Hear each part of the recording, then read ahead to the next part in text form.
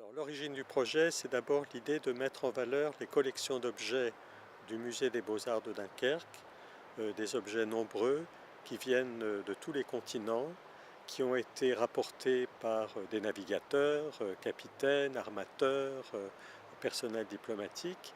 Ces objets, en général, ont été recueillis par des collectionneurs qui les ont eux-mêmes légués au musée. Les collections sont un peu disparates, il faut bien le dire. Nous avons décidé de privilégier les objets océaniens car c'est la collection la plus riche, celle qui a le plus de valeur, y compris aux yeux de Hélène Guillot qui a travaillé avec nous, qui fait partie de la Société des océanistes et qui a désigné un certain nombre des objets de la collection dunkerquoise comme étant de grande valeur. Alors pourquoi auteur? C'est Aude Cordonnier qui m'a proposé cette approche du travail. Il y a un projet intellectuel, il y a un projet artistique. On s'est éloigné du seul propos de la mise en valeur des objets pour construire un parcours qui est d'abord un parcours artistique. Ce parcours évoque la mer telle qu'elle a été évoquée,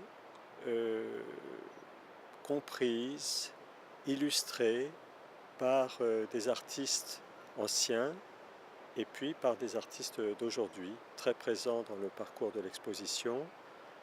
Je pense à Valérie Favre, à Eya Lisa Attila, à Jean-Luc Poivret, à Mathieu Chauvin, à toi Albert, à Christelle Mailly, à Laurent-Marie Joubert. Nous avons réuni autour de ce projet et autour de ce propos des artistes qui ont été dans leur travail liés à ce thème de la mer.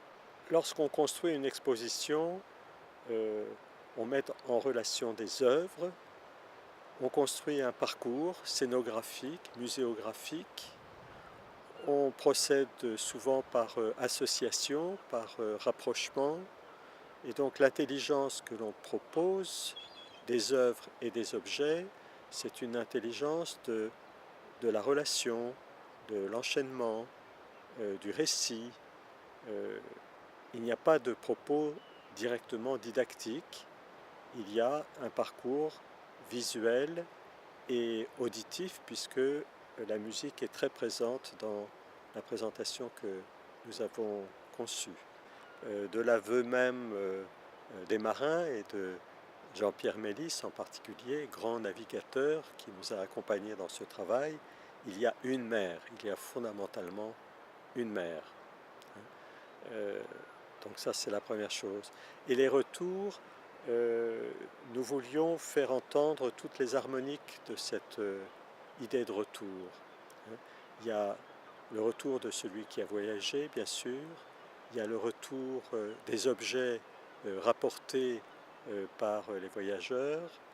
Il y a aussi le retour en sens inverse, je dirais, puisque la restitution récente d'une tête momifiée maori aux communautés maoris de Nouvelle-Zélande a eu beaucoup d'importance dans le choix du sujet et dans le choix des collections océaniennes.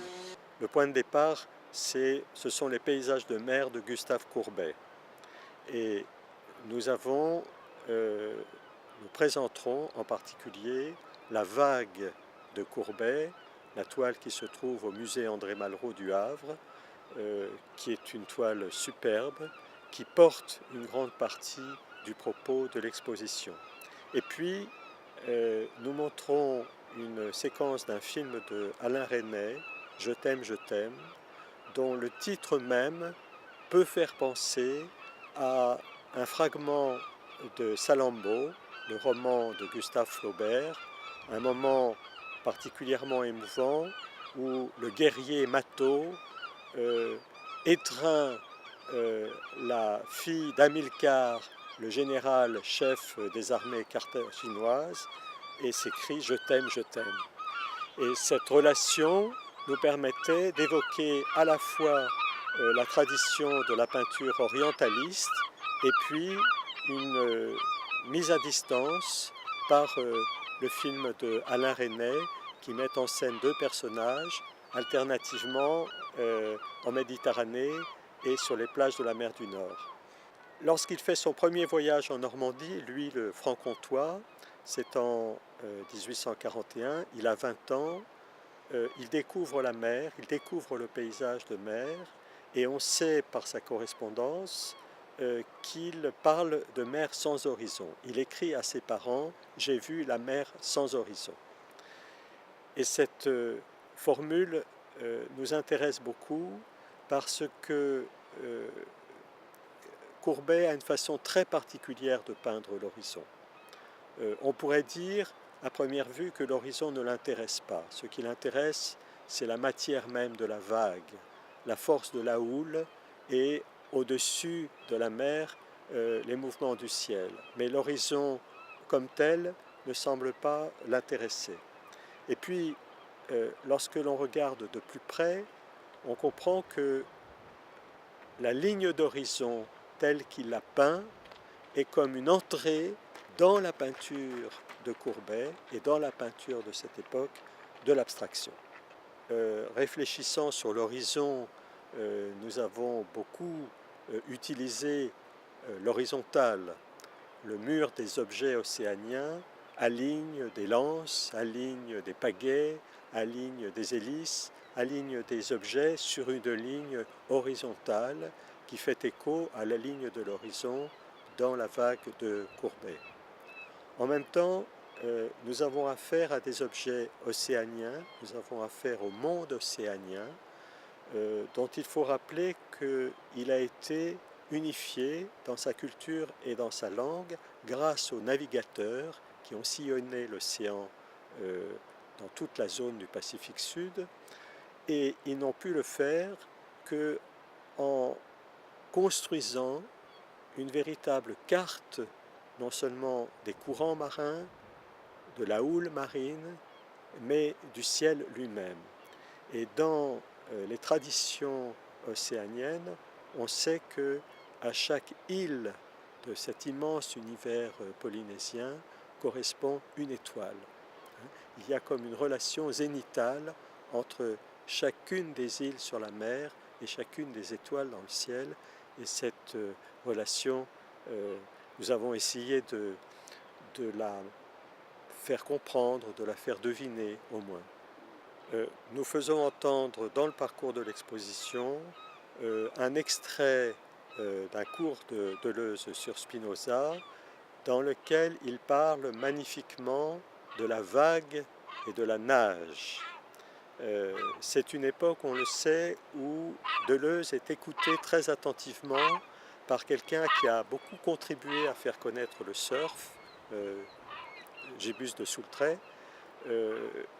Donc on a, grâce à une composition de Olivier Cadiot qui reconstruit en quelque sorte certains fragments de cet enseignement, et grâce à la musique de Rudolf Berger, une pièce très précieuse hein, qui évoque la pensée de la vague.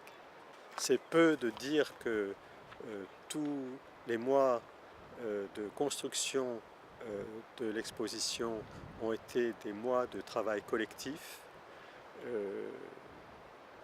Je trouve que nous avons vécu un très bel exemple de ce que j'appelle l'addition des intelligences. C'est-à-dire que les cultures de chacun, culture scientifique, océanienne, culture de la mer, culture des objets et de la conservation des objets, culture esthétique, artistique, culture théorique.